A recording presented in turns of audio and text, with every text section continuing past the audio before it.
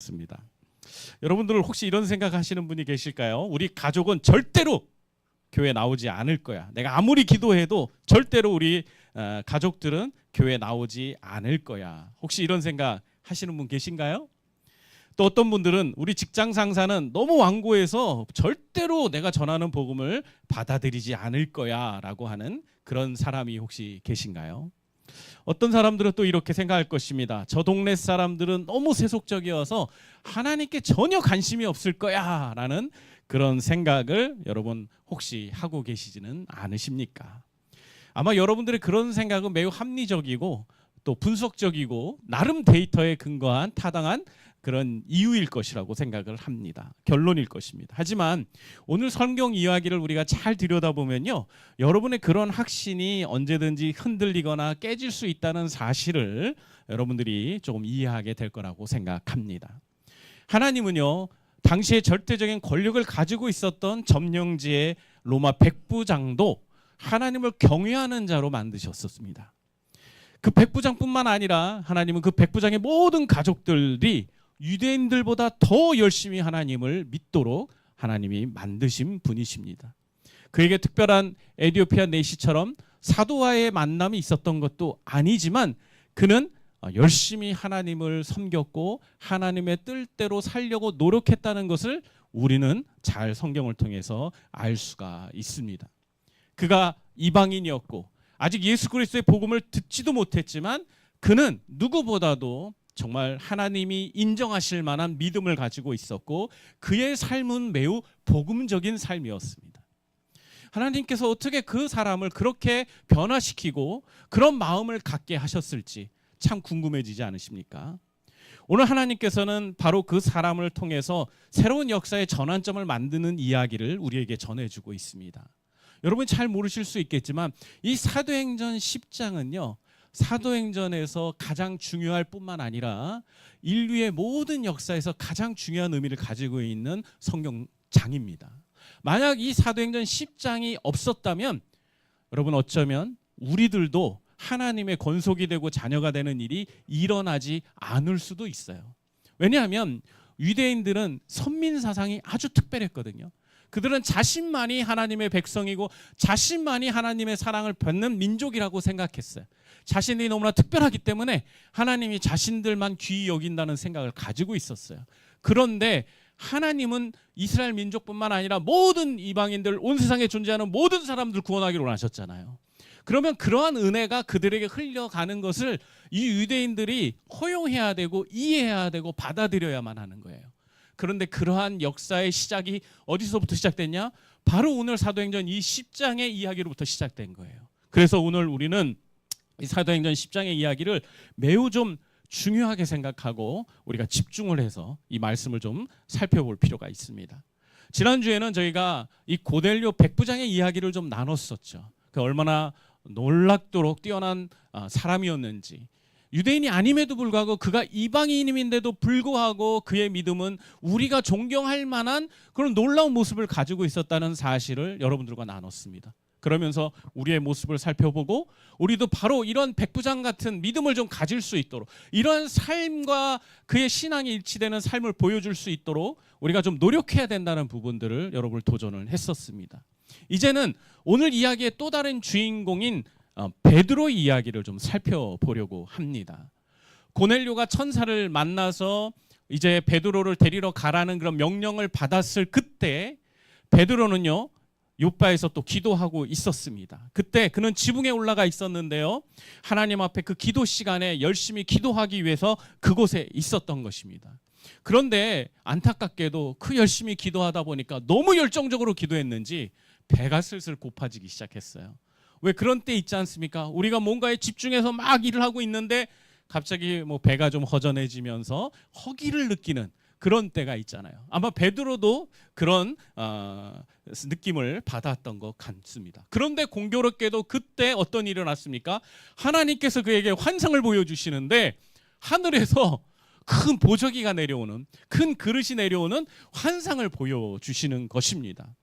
그리고 거기에는 땅에 있는 각종 네 발 가진 짐승과 기는 것과 공중에 나는 것들이 한 움큼 있는 굉장히 많아 보이는 그런 보자기가 내려오고 있었던 것입니다. 이건 뭐지? 베드로가 생각하고 있을 때 하나님의 음성이 그에게 들려왔어요. 13절을 보면 베드로야 일어나서 잡아 먹으라 라고 얘기하는 겁니다.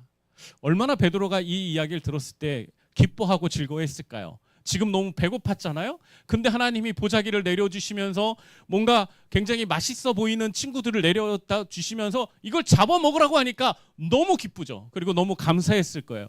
근데 자세히 보니까 그 보자기에 담겨 내려온 동물들과 음식들을 보니까 절대로 먹어서는 안 되는, 유대인들의 율법상 절대로 가까이에서는 안 되는 굽이 있는 동물들도 있는 겁니다. 부정한 짐승들도 있는 겁니다. 그래서 베드로는 이렇게 이야기합니다. 제가 절대 먹을 수 없습니다. 주님, 제가 속되고 깨끗하지 않은 것을 제가 절대로 먹을 수 없습니다 라고 이야기를 하는 것입니다. 우리는 베드로의 이런 대답에서 그가 얼마나 열심히 유대인으로서 열심히 하나님의 말씀대로 지키기 위해서 노력해 왔었는지를 우리는 알 수 있는 것 같습니다. 사실 배고팠잖아요. 자신의 필요가 있는 거잖아요. 그럼 이런 상황에 하나님께서 뭐라고 그러셨어요? 받아 먹으라고 하셨으니까 그걸 핑계 삼아서 그런 거 생각하지 않고 그냥 무지성적으로 가서 그냥 먹으면 되는 거잖아요. 근데 베드로는요, 그 순간에도 하나님이 주신 그 율법을 생각하고 말씀을 생각하면서 그는 자신을 제어하고 그리고 멈춘 것입니다. 그리고 하나님 앞에 이야기하는 거죠. 하나님이 속되다 한 거, 하나님께서 이렇게 부정한 거 먹지 말라 그랬는데 제가 어찌 먹을 수 있겠습니까? 라고 이야기한 것입니다. 저희는 이런 부분들이 굉장히 우리에게 필요한 신앙이 아닌가 생각합니다. 먼저는 그가 보이는 이러한 굳건한 신앙의 모습들은 우리에게 너무나 필요한 것 같아요. 뿐만 아니라 하나님은 이런 베드로의 이런 고백을 들으시면서 15절을 보면 이렇게 합니다. 하나님께서 깨끗하게 하신 것을 내가 속되다 하지 말라라고 말씀을 하고 계시는 거예요. 그런데요, 놀라운 게 있어요. 이 이야기가 한 번으로 끝나지 않았다는 거예요. 왜 그랬는지 우리가 좀 생각해 볼 필요가 있는데, 이러한 일들이 보자기가 내려오고 이걸 잡아 먹으라 하고 베드로는 아닙니다, 그럴 수 없습니다, 너 내가 속되지 않다고 하는데 왜 안 먹니, 이런 과정을 하나님이나 3번이나 걸쳐서 지금 이 장면과 이 황당을 지금 베드로에게 계속해서 보여주고 계시다는 것입니다. 그 말은 무슨 얘기입니까? 베드로가 계속해서 버텼다는 얘기예요. 이것이 하나님의 율법에 옳지 않은 일이니까 그가 절대로 그걸 훼손하고 싶지 않았다는 거예요. 하나님의 명령을 지키려는 그의 굳은 의지를 우리가 느낄 수 있는 거죠. 하지만 중요한 게 있었어요. 뭐가 중요하죠? 하나님이 직접 말씀하고 계셨다는 거예요. 그리고 몇 번이나? 3번이나. 네. 여러분, 그런 거 있잖아요. 한 번이면 우리가 혹해 볼 수 있고 그냥 넘어갈 수 있는데, 그게 반복적으로 3번씩 오면 우리가 좀 그 의미를 생각해 봐야 되지 않겠습니까? 우리가 어제 잠을 잤어요. 꿈을 꾸는데 갑자기 꿈에 목사님이 나타난 거예요. 한 번 나타났어요. 그냥 무시할 겁니다. 2번 나타났어요. 왜 목사님이 나타나지? 근데 또 자고 일어났는데 3번이나 나타났어요. 그럼 여러분 뭐 하시겠습니까? 갑자기 기도하게 됐죠. 목사님 위해서 기도해야 되나 보다. 하나님이 그런 마음을 아마 여러분 주시고, 여러분 아마 우리 성숙한 성도들은 기도할 거라고 저는 믿습니다. 아멘? 아멘. 네, 기도했을 거예요. 네, 그렇게 우리가 우연이 아니죠. 반복된다는 건 우연일 수 없는 거잖아요. 그죠? 그래서 우리는 진지하게 이 부분에 대해서 고민하기 시작할 거예요. 베드로도 하나님께서 이렇게 3번씩 반복하시면서 그로 하여금 하나님이 어떤 의도를 가지고 무슨 이유 때문에 이렇게 반복적으로 하는지 좀 더 생각해 볼 것을 하나님이 계속 말씀하고 계시는 거였던 거죠. 하나님이 이렇게 3번이나 보여주셨던 이유가 뭘까요? 단순한 꿈이나 환각이 아니라는 걸 베드로에게 말씀해 주고 싶으셨던 거죠. 하나님이 분명한 의도를 가지고 지금은 특별한 계시를 하고 계시다는 걸 베드로가 스스로 인정할 수 있도록 하기 위해서 하나님께서 3번이나 지금 이런 환상을 보여주시는 것입니다. 요셉도요, 바로의 꿈이 2번이나 반복된 걸 보고 하나님이 이 일을 정하셨고 이제 가뭄이 오는 것들이 이제 속히 행하리라는 것을 확신할 수 있었습니다. 뿐만 아니라 베드로가 가지고 있는 이 율법에 대한 고정관념은 베드로뿐만 아니라 모든 유대인들이 가지고 있었던 아주 굳건한 믿음이고 고정관념이었어요. 사실 이걸 한 번에 깨트린다는 거, 그 좀 의심되지 않을까요? 한 번 하나님이 이렇게 환상 가운데 말씀하셨다고 하고 얼른 베드로가 잡아먹었다면 아마 베드로의 신앙을 좀 우리가 캡션을 달아봐야 됐을 거예요. 근데 도리어 베드로는 분명하게 자신의 그 믿음과 지금까지 지내온 삶의 어떤 원칙과 그런 것들을 준수하면서 끝까지 말씀대로 살려고 노력을 하는 모습을 오늘 보여주셨기 때문에, 그래서 하나님이 3번이나 이러한 특별한 계시를 지치지 않고 포기하지 않고 보여주신 것입니다. 사실 좀 재미난 생각을 했어요. 하나님이 계시를 주시는데 3번씩이나 똑같은 걸 주신다?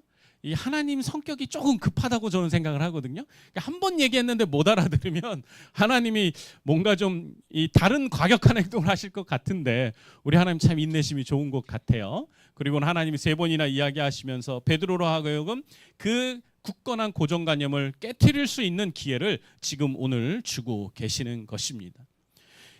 여러분, 우리는 이 이야기를 통해서 우리는 하나님의 놀라운 계획의 그 모든 것들을 좀 이해할 필요가 있는 것 같습니다.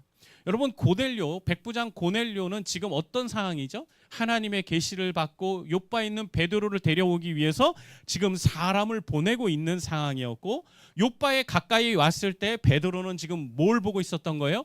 환상을 보고 있었던 거죠. 이게 굉장히 톱니바퀴처럼 딱딱딱 맞아떨어지고 있는 그런 상황인 겁니다. 이 모든 것이 하나님이 얼마나 놀라운 계획 가운데 이루어지고 섭리 가운데 이루어졌는지 여러분 아마 모두가 인정할 수 있을 거라고 생각이 됩니다. 베드로가 환상의 의미를 생각하고 있을 그때 하나님께서 이걸 받아 먹어라, 내가 선하다고 한 것을 왜 거부하냐라고 말씀하실 그때 그 의미가 무엇인지 베드로가 생각하고 있을 때 고넬료가 보낸 사람들이 바로 이 욥바에 도착해서 베드로의 집을 문을 두드리고 있었던 것입니다. 하나님은 고넬료에게 환상을 보여줬을 뿐만 아니라 동시에 베드로에게도 이런 환상을 허락하시면서 놀라운 하나님의 섭리를 만들어 가고 계시는 것이었습니다. 특별히 이 장면은요, 우리에게 사도행전 9장의 바울의 회심 사건을 떠올리게도 합니다. 하나님은 다메섹 도상에서 바울을 만나셨고 동시에 다메섹의 아나니아에게도 환상을 보여주셔서 아나니아가 안수에서 바울의 눈이 떠지는 그런 부분들을 보여주셨어요. 그래서 아나니아로 하여금 원수와도 같은 그 바울을 향하여서 갈 수 있도록 하시고 하나님께서 바울을 큰 기계 놀랍게 사용하시는 역사를 만드셨죠. 지금도 마찬가지입니다. 하나님은 한쪽만 준비시키는 것이 아니라 동시에 모든 일들을 아주 톱니바퀴처럼 만드셔서 하나님이 이방인 고넬료에게, 그리고 이방인 고넬료뿐만 아니라 앞으로 그리스도 안에서 구원받을 수 있는 수많은 이방인들을 위해서 구원의 역사의 대전환을 지금 하나님께서는 이루어 가고 계시는 것입니다. 그렇다면 오늘 이 말씀이 우리에게 주는 교훈은 여러분 무엇일까요? 하나님 2000년 전 고넬료와 베드로의 만남을 통해 보여주신 이 원리가 지금 이 시대를 사는 우리에게 어떤 의미로 여러분 적용이 되어야 할까요? 먼저는요, 우리는 거시적인 선교적 관점을 가져야 합니다. 우리는 때때로 너무 좁은 시야를 가지고 살아가고 있죠. 우리 교회, 우리 가정, 우리 성도, 내가 아는 가까운 사람들. 이 좁은 울타리 안에서만 우리는 하나님의 역사와 일하심을 기대하고 있습니다. 하지만요, 하나님의 시야는, 하나님의 역사하심은, 하나님의 목양의 범위는 우리를 넘어서죠. 우리를 넘어서서 이 지구촌 전체를, 이 온 우주 전체를 하나님은 다스리시고 이끌어가고 계십니다. 하나님은 지금도 세계 곳곳에서 수많은 민족들 속에서 하나님께서는 새로운 고넬료들을 준비하고 계시며 복음의 역사를 이루어가고 계시는 거예요. 그렇기 때문에 우리가 거시적인 선교적 관점을 가지고 하나님의 역사를 기대하고 바라볼 필요가 있는 겁니다. 좁은 시야만을 가지고 나 자신만 바라보는 게 아니라 좀 더 넓게 하나님의 나라라는 측면으로 이 세상을 바라보고 이해할 필요가 있는 거예요. 그냥 우리나라 대한민국에서 살고 있으니까, 그냥 이 동네, 이 문정동에 살고 있으니까 이 동네에만 관심을 갖고 여기만 바라보는 것이 아니라 우리가 믿고 따르는 그 하나님은 우주적인 하나님이니까 우리의 시선을 넓혀서 거시적으로 더 넓게 하나님의 일하심을 볼 때 여러분 우리는 하나님의 그 진면목을 발견할 수 있게 되는 것입니다. 특별히 우리가 거시적인 선교적 관점을 가지기 위해서 우리에게 필요한 것이 있어요. 그것이 무엇일까요? 첫 번째는 영적인 통찰력입니다. 따라해 보세요. 영적인 통찰력. 영적인 통찰력이 무엇입니까? 사물의 본질을 꿰뚫어 보는 능력입니다. 이것은 다시 말해서 하나님의 관점으로 세상을 바라보는 능력인 거예요. 우리는요, 영의 세계를 볼 수 있습니다. 우리는 영의 세계를 이해할 수 있습니다. 우리 그리스도인들은 이 세상에 존재하는 우리가 영적인 존재라는 이해를 가지고 있어요. 그 영적인 존재이기 때문에 우린 영의 세계를 이해하고 볼 수 있고 느낄 수 있단 말이죠. 그런데 어느 세월인가 이 현실 속에 살아가는 우리 그리스도인들이 자꾸 육신적인 것에 머무르고 보이는 것에 한정된 삶을 살아가려고 하는 그런 한계를 가지고 있는 것들을 정말 많이 보게 됩니다. 그러나 여러분, 우리가 정말 그리듬난 그리스도인이고 하나님이 영이시라는 걸 믿는다면 여러분, 우리는 우리의 시각을 넓혀서 영적인 것들을 바라보고 이해할 줄 알아야 합니다. 세상에 이해되지 않는 게 너무 많아요. 하지만 영적인 시각을, 영적인 통찰력을 가지고 세상을 바라보면요, 이해가 너무너무 잘 됩니다. 저는 우리 성도들이 이러한 영적 통찰력을 갖게 되기를 바랍니다. 뿐만 아니라 영적인 안목도 필요합니다. 영적인 안목과 통찰력의 구분이 뭘까요? 통찰력은 사물을 꿰뚫어 보는 능력이면 안목은요, 하나님의 일하심을 분별하는 그런 판단력을 이야기하는 겁니다. 하나님이 지금 어떻게 일하고 계신가? 우리 가정 가운데, 우리 교회 가운데 하나님이 어떤 일들을 이루실 수 있고 이루어 가고 계시는지 그분의 발자취를, 그분의 흔적을 느낄 수 있는 것이 바로 영적인 안목이에요. 저는 우리가 이런 영적인 안목이 길러질 때 선교적인, 거시적인 선교적 관점을 가질 수 있다고 생각을 합니다. 뿐만 아니라 우리는 넓은 식견과 영적인 해안도 가져야 합니다. 넓은 식견이 뭘까요? 폭넓은 지식과 경험을 통해 균형 잡힌 견해를 갖는 것입니다. 여러분, 정말 어려워요. 뭔가의 균형을 잡고 바라본다는 게 참 쉽지 않습니다. 그런데 우리가 알아가면 알아갈수록, 우리가 배워가면 배워갈수록 우리는요, 어떤 한 극단에 치우치지 않고 균형을 잡을 수가 있는 것 같아요. 우리가 하나님 앞에서 이런 영적인 균형감을 갖추기 위해서 더 많이 하나님에 대해 알아가는 지식들을 우리 머릿속에 채워가는 저와 여러분이 되었으면 좋겠습니다. 마지막으로 영적인 해안도 우리에게 필요합니다. 표면 넘어 깊은 지혜로 사물을 통찰하는 눈이라고 하는 영적인 해안이 우리에게 필요합니다. 사실 여러분 아시잖아요. 사람들과고 대화할 때도요, 그 사람이 표면적으로 우리에게 들려주는 이야기와 그 사람의 그 내면 속 깊은 곳에 있는 이야기는 다를 수 있어요. 겉으로는 웃고 있지만 그 사람의 그 속 이면에는 웃는 거를 포함한 뭔가가 남아 있을 수 있다는 걸 알 수 있잖아요. 그런데 그것이 단지 그 사람과의 대화만에 있는 것이 아니라 우리가 세상을 바라보는 그 속에서도 이러한 해안들이 필요하다는 거예요. 영적인 안목과 영적인 분별력과 이런 것들을 갖게 되면 우리는 영적인 해안을 가지고 세상을 흐름을 이해하고 하나님의 역사실을 바라볼 수 있는 그런 우리들이 될 수 있을 거라고 믿습니다. 그렇다면 이런 것들을 기르기 위해서 우리가 어떻게 해야 할까요? 많은 사람들이 이런 것들을 갖추기를 사모하고 원합니다. 근데 어떻게 해야 이걸 얻을 수 있는지 잘 모르는 것 같아요. 제가 오늘 이야기해 드릴 테니까 꼭 기억하세요. 먼저는요, 여러분, 하나님의 말씀을 묵상하고 기도해야 합니다. 모든 영적인 지식은 어디로부터 올까요? 하나님의 말씀으로부터 오는 겁니다. 하나님이 우리에게 계시해 주신 말씀. 왜 성경이 우리에게 특별한 의미가 있습니까? 그것은 하나님의 말씀이 담겨져 있기 때문이죠. 그 안에 세상의 모든 것들을 이해하고 이끌어 가시는 하나님의 모든 마음과 생각과 계획이 담겨져 있어요. 이미 2000년 전에 쓰여진 책이지만 그 오랜 세월에 틈타서 우리에게 주어져 있는 그 성경 말씀이지만 그 안에는 시대를 초월하는 지혜와 지식이 숨겨져 있습니다.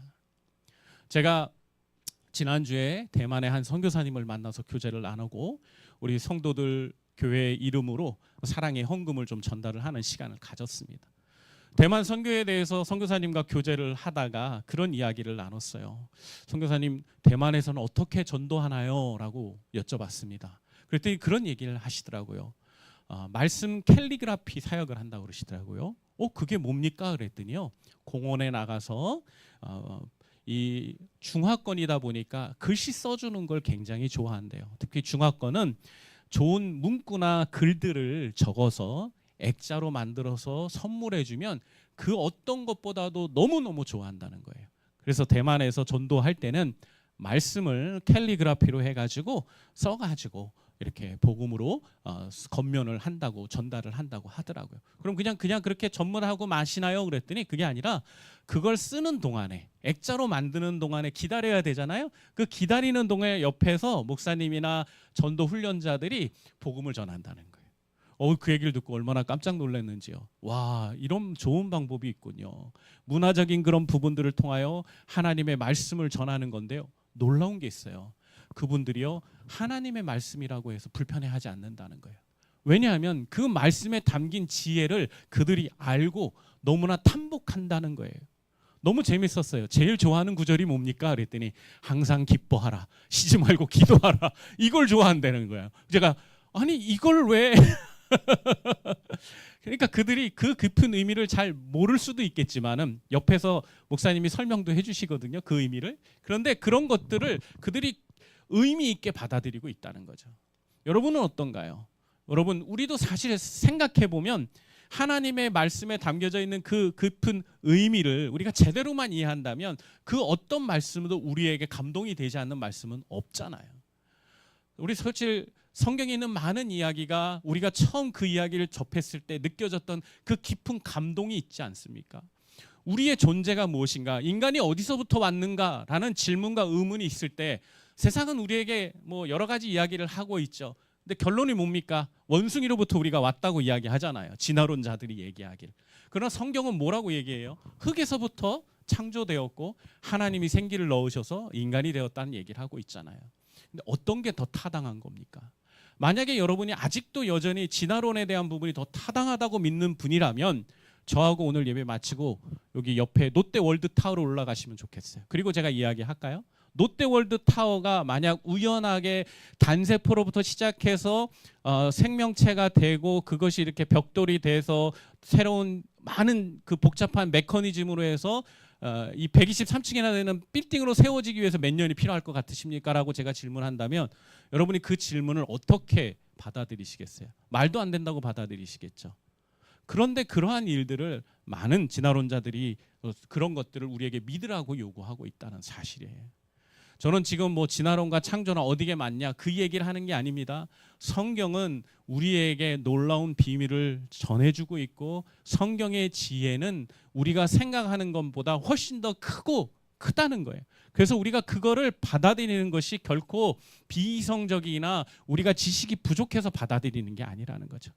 여러분, 이러한 말씀, 이 소중한 말씀을 우리 모두 믿고 있습니다. 아멘이시죠? 그렇다면 그 말씀을 더 깊이 있게 바라보고 붙들고 나아가는 저와 여러분들이 되기를 바랍니다. 그럴 때 우리에게 영적인 통찰력도 해안도 생기고 안목도 생기는 거라는 걸 말씀드리고 싶습니다.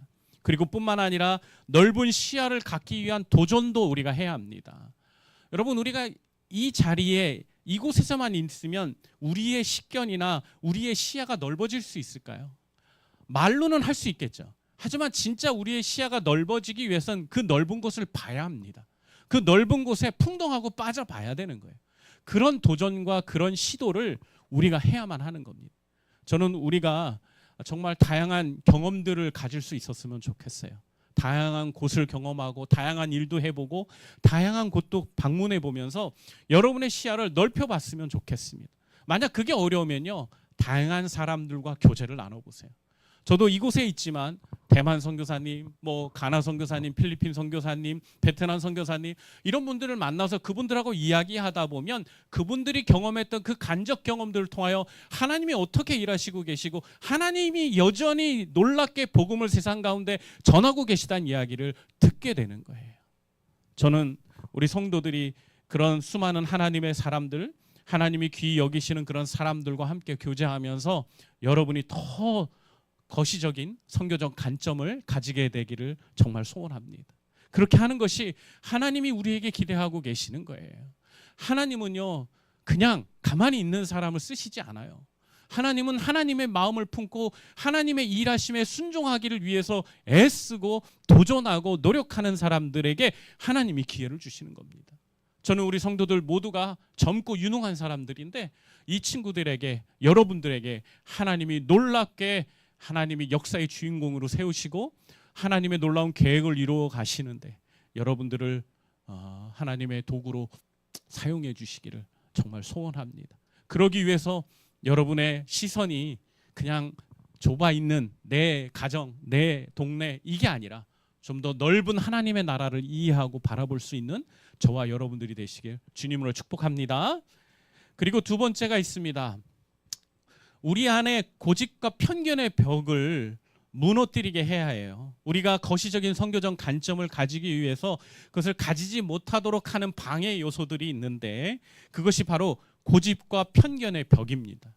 여러분 생각해 보세요. 베드로에게도 그러한 비슷한 게 있었죠. 물론 이걸 그냥 단순한 고집이라고 말하는 건 조금 문제가 있습니다. 왜냐하면 그는 율법을 수호하려고 하는 강한 의지도 있었기 때문이죠.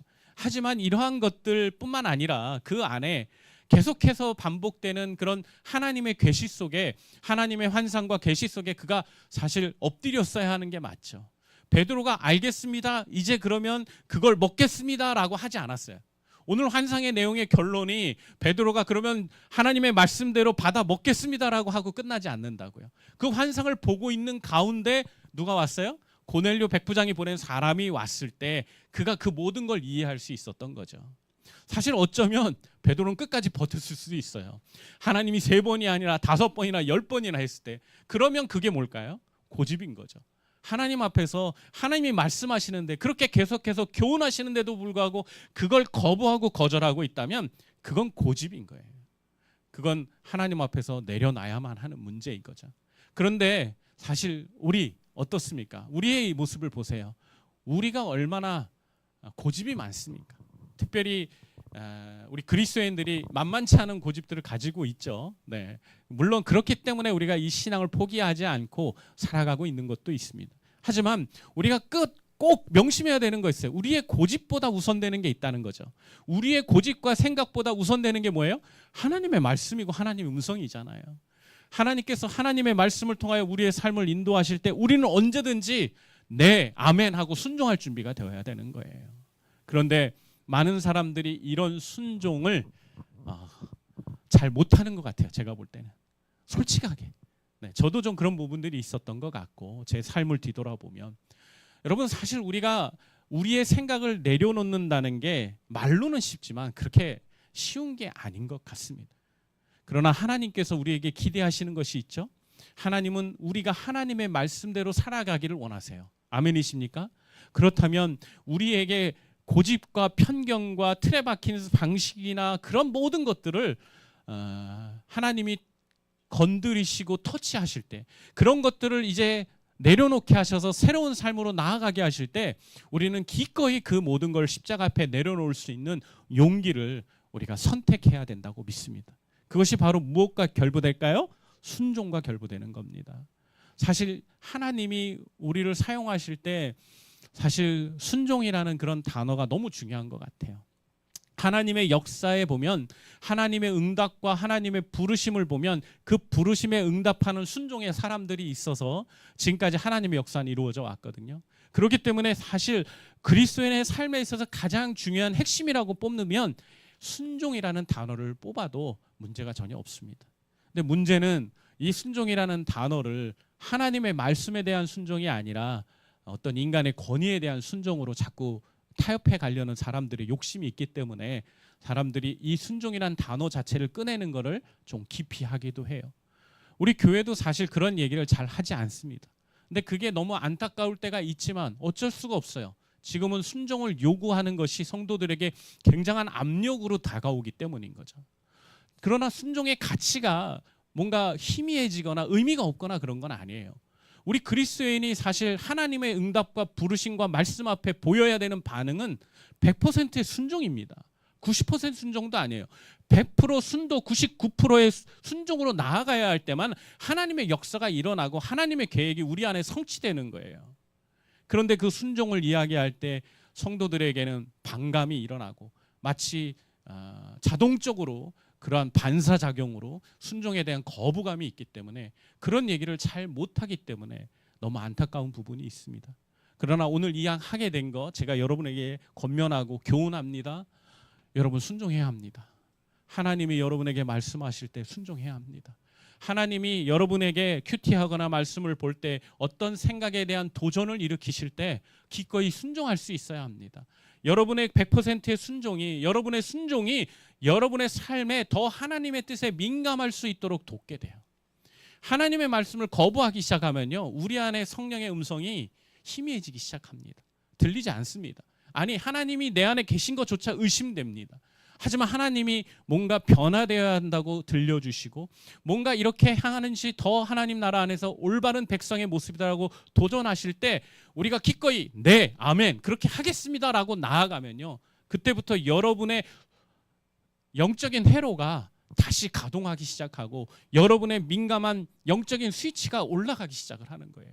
그러니 하나님이 여러분을 도전하실 때 여러분의 모든 생각을 좀 내려놓고 하나님의 그 음성에 순종해 보기로 결단하는 저와 여러분 되기를 바랍니다. 혹 이게 정말 순종해야 될 문제인지, 이게 그냥 내가 하나님 앞에 내 의견을 얘기하고 내 생각대로 해도 되는 건지라는 고민이 올 때가 있을 거예요.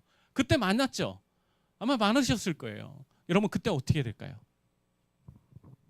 목사님 찾아오면 됩니다. 어려워하지 마세요. 물어보세요. 영적인 리더들에게, 우리 최 목사님 네 분에게 물어보세요.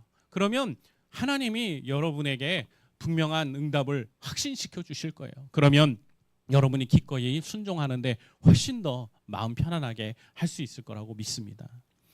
여러분, 저는 우리 성도들 모두가 베드로처럼 하나님의 그 개입과 인도하심을 만나게 될 때 즉시 순종할 수 있는 사람이 되기를 바랍니다. 비록 베드로는 그런 부분에 주저함이 있었지만 그 인간적인 부분이 이해할 수 있잖아요. 여러분들도 베드로의 입장이라면. 그렇지만 분명히 고넬료가 보낸, 백부장이 보낸 사람이 왔을 때 베드로는 함께 갑니다. 사실 여러분 한번 생각해 보세요. 베드로 입장에서 그 백부장 집에 가는 게 쉬웠을까요? 적군에 언제든지 자신들을 괴롭히고 핍박하고 압박할 수 있는 그런 백부장이에요. 네, 모든 권세를 가지고 있는 거예요. 갑자기 여러분의 집에 똑똑똑 두들기면서 누가 와서 검찰입니다. 여러분 좀 누구 검사장님이 부르시는데 가셔야겠습니다. 그러면 여러분 쉽게 따라가시겠어요? 아마 여러분 무슨 얘기입니까? 뭐 압수영장 뭐 이런 거 수색영장 가져왔습니까? 막 이러면서 여러분 아마 의심부터 하시겠죠. 네, 그런 부분이 당연히 이루어질 수밖에 없어요. 하지만 베드로는 한상 가운데 하나님의 뜻이 무엇인지를 이미 어느 정도 짐작하고 이해하고 있었기 때문에 이것이 바로 하나님의 뜻인가 보다 하고 따라갈 수 있었던 거죠. 그래서 그 순종을 통하여서 어떤 일이 일어났습니까? 이방인이었던 고넬료 가정이 구원받고 침례받고 성령이 임하는 놀라운 역사가 일어났죠. 그래서 그 일로 말미암아 앞으로 우리가 사도행전 15장과 또 계속해서 보게 될 텐데 어떤 일이 일어나요? 모든 유대인들이 하나님이 이방인들에게도 성령 내리심을 허락하셨다는 것을 인정하게 돼요. 만약 고넬료 이방인 백부장인 가정인 고넬료 가정에게 성령 내리는 일들이 없었다면, 베드로가 가서 성령의 그런 기도의 응답과 역사가 없었다면 유대인들은 절대로 자신들의 공동체 안에, 예루살렘 교회 공동체 안에 이방인들을 절대로 허용하지 않았을 겁니다. 그리고 이방인들이 구원받았다고 해도 그들을 믿지 않고 받아들이지 않았을 거예요. 그러나 오늘 이 순종으로 말미암아, 베드로의 순종으로 말미암아 이런 놀라운 역사의 큰 흐름과 전환점이 생겨나게 되신 것입니다. 사랑하는 성도 여러분들, 하나님께서 때때로 우리에게 우리가 기존에 붙들고 있었고 우리가 믿고 있었고 생각하고 있었던 나의 중요한 어떤 핵심적인 그런 주장과 믿음에 하나님 때때로 우리를 흔들어 놓으실 때가 있어요. 그때 우리는 고민하지 말고 진짜 그것이 하나님으로부터 왔는지 확인을 해야 합니다. 그리고 정말 이것이 분명하게 하나님의 말씀과 하나님의 인도하신 가운데 온 것이 확실하다면 기꺼이 여러분을 하나님 앞에 깨어드리는 저와 여러분들이 되셨으면 좋겠습니다. 그렇게 할 때 그것을 통하여 우리가 생각하지 못하는 일들이 일어날 수 있는 거예요. 우리가 전혀 예상할 수 없었던 일들이 나의 그러한 내려놓음과 순종을 통하여서 하나님의 역사 가운데 하나님 일어나기 시작을 하는 겁니다. 전 여러분도 하나님이 그렇게 사용하시길 원한다고 믿습니다. 여러분 한 사람 한 사람이 바로 고넬료고 여러분 한 사람 한 사람이 바로 베드로라고 믿습니다. 이 시대 가운데 얼마나 복음이 전해지기가 어렵고 제대로 된 그리스도인들 만나기가 어려운 때입니까? 이러한 때 하나님이 여러분을 우리 꿈을 심는 교회로 보내셔서 정말 어떤 성도들보다 빡세게 하나님의 말씀 훈련 잘 받고 있잖아요. 누구보다도 정말 순지하게 순수하게 주님 붙들고 가고 주님 나라 위에서 헌신하는 삶들을 계속해서 여러분 듣고 있잖아요. 여러분 이게 여러분의 평생에 걸쳐서 큰 영적인 자양분이 될 겁니다. 어디를 가거나 어디에 있던 간에 아마 여러분들은 지금 마음이 불편함이 있을 수 있어요. 지금 당장은 목사님이 이야기하고 교회에서 이야기하는 것들이 아우 왜 저렇게 해? 우리도 지금 힘들어 죽겠는데 왜 그렇게 선교 헌금을 많이 하는 거야? 왜 선교지로 나가는 일들이 이렇게 많은 거야? 막 이런 불편함이 있을 수 있어요. 근데 여러분이 시간이 지나고 나면 왜 그래야만 했는지 이것이 왜 우리가 올바른 선택이었는지를 아시게 돼요. 마지막으로 우리 아까 만났던 대만 선교사님 얘기 하나만 해드릴게요. 저는 몰랐습니다. 근데 대만 선교사님이 그런 얘기를 하시더라고요. 자기가 최근에 여러 교회들을 돌아다녔는데 아주 그리고 작은 교회 또 개척교회, 미자립교회 이런 교회를 가면요 성도들이 선교에 대해서 정말 힘에 지혜나도록 헌신하고 희생한답니다. 선교 헌금이나 또 많은 헌신들을 정말 교회가 온 성도들이 똥돌 묻혀서 아주 작지만 그걸 열심히 하나님 앞에 섬기고 희생한다고 해요. 하지만 교회의 역사가 참 오래되고 교회 건물이 번듯하게 있는 건물인데 그런 교회가 선교의 중요함과 선교의 그런 가치들을 잃어버리고 우리 너무 어려워서요. 선교사님 우리가 선교를 하기가 어렵네요. 이런 이야기들을 한다는 안타까운 얘기를 들었어요. 그 얘기 듣는데 평생 우리 교회는 작아야 되나 보다 그런 생각을 제가 그런 생각을 조금 했습니다. 여러분 무엇이 우리에게 가치가 있습니까? 무엇이 우리에게 소중합니까? 여러분 스스로에게 한번 질문해 보세요. 여러분의 인생에 있어서 가장 중요한 게 뭡니까? 저는 이렇게 말할 수 있어요. 제가 예수 그리스도를 만나기 전에는 제 인생의 가장 중요한 가치는 아예 없었어요. 내 인생의 의미를 발견할 수가 없었다는 얘기예요.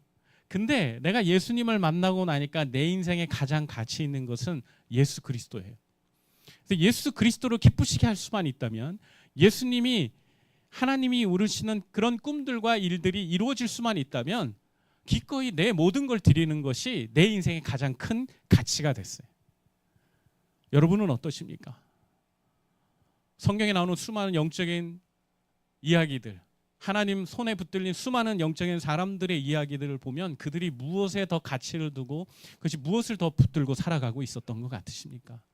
아마 여러분들은 어렸을 때부터 나름 중요하게 여기는 가치와 목표들이 있었을 거예요.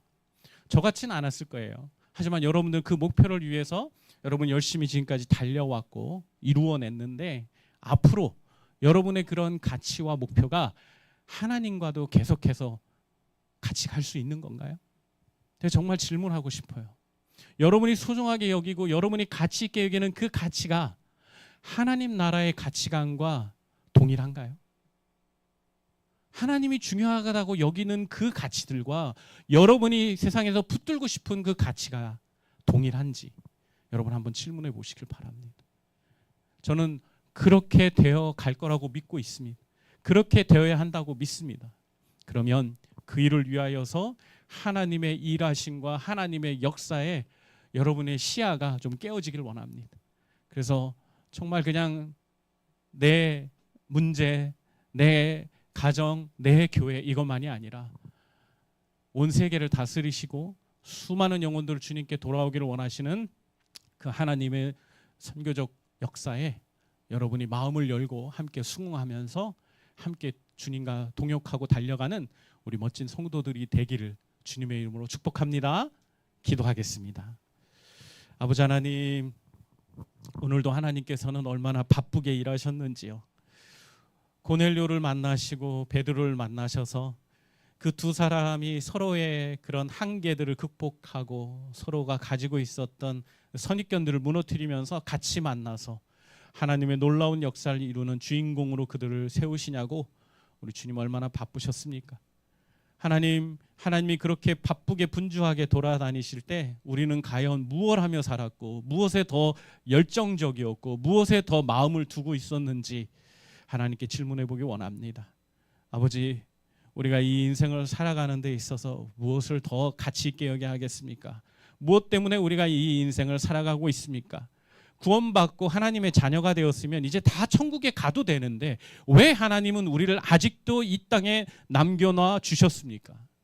하나님께서는 우리를 통하여서 이 땅에 아직 구원받지 못한, 아직 복음을 모르는 그 수많은 영혼들에게 계속해서 복음이 흘러가기를 주님 원하신다고 믿습니다. 하나님, 그 일에 우리 교회가, 우리 성도들이 쓰임받기를 원합니다. 바라기는 하나님, 우리 교회를 넘어서서 하나님, 이곳에 있는, 이 세상에 있는 많은 교회들을 돕고 선교사님들을 돕고 선교 현장을 돕는 일에 우리 성도들이 마음을 같이해서 함께 나아갈 수 있도록 도와주시옵소서. 우리 교회가 이 땅에 존재하는 이유가 하나님의 꿈을 이루어 드리기 위해서입니다. 하나님, 그 일을 위해서 우리 성도들이 마음을 함께하며 주님 오시는 그날까지 함께 달려갈 수 있도록 우리 성도들의 영적인 영안을 열어주시고 영적인 분별력을 더하여 주시고 영적인 해안을 열어주셔서 우리 성도들이 하나님의 일하심을 거시적으로 잘 바라보고 하나님의 뜻을 분별하는 거룩한 성도들이 되도록 주님 축복해 주시옵소서. 감사하며 예수 그리스도의 이름으로 기도합니다. 아멘. 이 시간 우리 같이